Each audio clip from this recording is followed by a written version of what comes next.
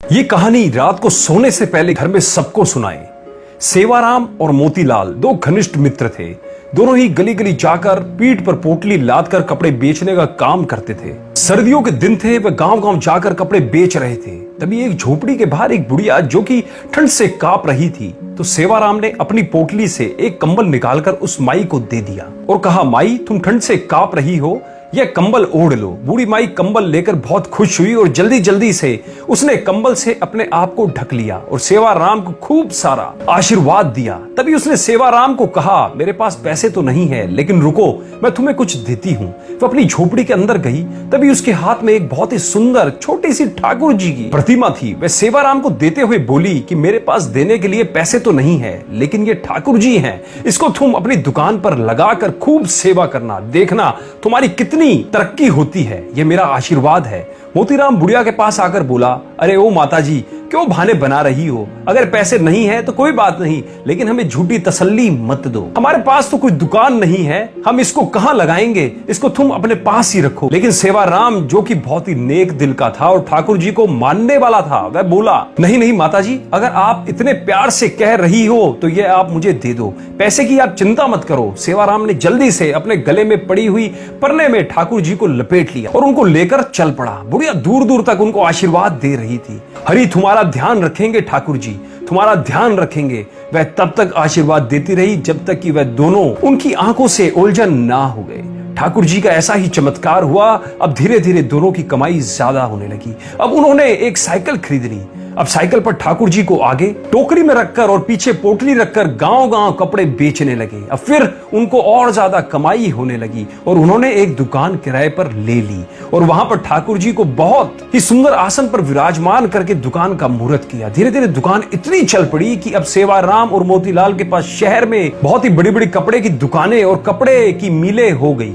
एक दिन मोतीलाल सेवाराम को कहता है कि देखो, आज हमारे पास सब कुछ है, यह हम दोनों की मेहनत का नतीजा है। लेकिन सेवाराम बोला, नहीं नहीं, हम दोनों की मेहनत के साथ साथ यह हमारे ठाकुर जी, हमारे हरि की कृपा है। मोतीलाल बात को अनसुनी करके वापस अपने काम में लग गया। एक दिन सेवाराम की सेहत थोड़ी ढीली थी, इसलिए वह दुकान पर थोड़ी देर से आया। मोतीलाल बोला, अरे दोस्त, आज तुम देर से आए हो, तुम्हारे बिना तो मेरा एक पल का गुजारा नहीं, तुम मेरा साथ कभी नहीं छोड़ना। सेवाराम हंसकर बोला, अरे मोतीलाल, चिंता क्यों करते हो, मैं नहीं आऊंगा तो हमारे ठाकुर जी तो है ना।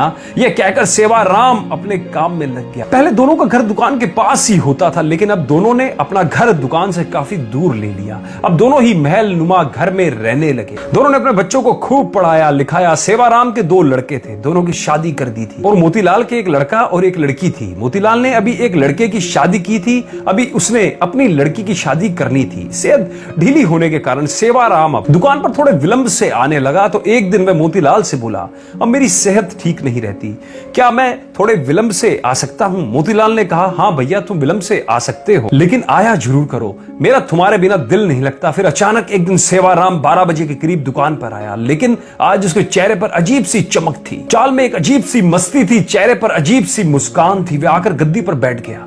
मोतीलाल ने कहा, भैया, आज तो तुम्हारी सेहत ठीक लग रही है। सेवाराम ने कहा, भैया, ठीक तो नहीं हूं, लेकिन आज से मैं बस केवल 12 बजे आया करूंगा और 5 बजे चला जाया करूंगा। मैं तो केवल इतना ही दुकान पर बैठ सकता हूं। मोतीलाल ने कहा, कोई बात नहीं, जैसी तुम्हारी इच्छा। अब तो सेवाराम रोज 12 बजे आता और 5 बजे चला जाता, लेकिन उसकी शक्ल देखकर ऐसा नहीं लगता था कि वह कभी बीमार भी है। लेकिन मोतीलाल को अपने दोस्त पर पूरा विश्वास था कि वह झूठ नहीं बोल सकता और मेहनत करने से वह कभी पीछे नहीं हट सकता। एक दिन मोतीलाल की बेटी की शादी तय हो गई, तो वह शादी का निमंत्रण देने के लिए सेवाराम के घर गया। घर जाकर उसको उसके बेटा, बहू, सेवाराम की पत्नी सब नजर आ रहे थे, लेकिन सेवाराम नजर नहीं आ रहा था। उसने सेवाराम की पत्नी से कहा, भाभी जी, सेवाराम कहीं नजर नहीं आ रहे हैं। उसकी पत्नी एकदम से हैरान होती हुई बोली, यह आप क्या कह रहे हैं? तभी वहां उसके बेटे भी आ गए और कहने लगे, काका जी, आप कैसी बात कर रहे हो, हमारे साथ कैसा मजाक कर रहे हो? मोतीलाल बोला कि मैंने ऐसा क्या पूछ लिया कि मैं तो अपने प्रिय दोस्त के बारे में पूछ रहा हूं। क्या उसकी तबीयत आज भी ठीक नहीं है? क्या वह अंदर आराम कर रहा है? मैं खुद अंदर जाकर उसको मिल आता हूं। मोतीलाल उसके कमरे में चला गया, लेकिन सेवाराम उसको वहां भी नजर नहीं आया। तभी अचानक उसकी नजर उसके कमरे में सेवाराम के तस्वीर पर पड़ी। वह एकदम से हैरान होकर सेवाराम की पत्नी की तरफ देखता हुआ बोला, अरे भाभी जी, ये क्या आपने सेवाराम की तस्वीर पर हार क्यों चढ़ाया हुआ है? सेवाराम की पत्नी आंखों में आंसू भरकर बोली, मुझे आपसे ऐसी उम्मीद नहीं थी भैया कि आप ऐसा मजाक करेंगे। मोतीलाल को कुछ समझ नहीं आ रहा था। तभी सेवाराम का बेटा बोला कि आपको नहीं पता कि पिताजी को गुजरे तो 6 महीने हो चुके हैं। मोतीलाल को तो ऐसा लगा कि जैसे उसके सिर पर बिजली गिर पड़ी। वह एकदम से थोड़ा लड़खड़ाता हुआ पीछे की तरफ हटा और बोला, ऐसा कैसे हो सकता है? वह तो हर रोज दुकान पर आते हैं, बीमार होने के कारण थोड़ा विलंब से आते हैं। वह 12 बजे से आते हैं और 5 बजे तक चला जाता है। उसकी पत्नी बोली, ऐसा कैसे हो सकता है कि आपको पता ना हो? आप ही तो हर महीने उनके हिस्से का मुनाफे के पैसे हमारे घर देने आते हो। 6 महीने से तो आप हमें दोगुना मुनाफा देकर जा रहे हो। मोतीलाल का तो अब सर चकरा गया। उसने कहा, मैं तो कभी आया ही नहीं, 6 महीने हो गए, ये क्या मामला है? तभी उसको सेवाराम की कही बात याद आई।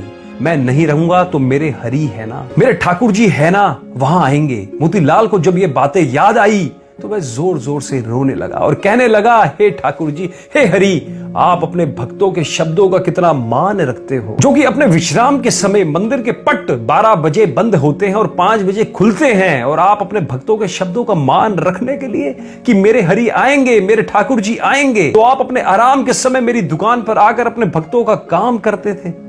इतना कहकर वह फूट फूट कर रोने लगा और कहने लगा, ठाकुर जी आपकी लीला अपरंपार है। मैं ही सारी जिंदगी नोट गिनने में लगा रहा। असली भक्त तो सेवाराम था, जो आपका प्रिय था। आपने उसको अपने पास बुला लिया और उसके शब्दों का मान रखने के लिए आप उसका काम खुद स्वयं कर रहे थे और उसके हिस्से का मुनाफा भी उसके घर में मेरे रूप में पहुंचा रहे थे। इतना कहकर वह भागा भागा दुकान की तरफ गया और वहां जाकर, जहां पर ठाकुर जी जिस गद्दी पर आकर बैठते थे, जहां पर अपने चरण रखते थे, वहां पर जाकर गद्दी को अपने आंखों से, मुंह से चूमता हुआ, चरणों में लौटता हुआ जार जार रोने लगा और ठाकुर जी की जय जयकार करने लगा। दोस्तों, ठाकुर जी तो हमारे ऐसे ही हैं। सेवाराम को उन पर विश्वास था कि मैं ना रहूंगा तो भी मेरे ठाकुर जी मेरा सारा काम संभालेंगे। दोस्तों, विश्वास से तो बेड़ा पार है, इसलिए हमें हर काम उस पर विश्वास रखकर अपनी डोर उसी पर छोड़ देनी चाहिए। दोस्तों, जिनको अपने भगवान पर, अपने परमात्मा पर, अपने इष्ट देव पर पूर्ण विश्वास है, वे उनकी डोरी कभी भी नहीं अपने हाथों से छूटने देते। तो एक बार कमेंट में जय हो ठाकुर महाराज की, जय हो हरि की, जय हो कृष्ण कन्हैया लाल की जरूर लिखें। जय कृष्ण कन्हैया लाल की, जय जय राधे।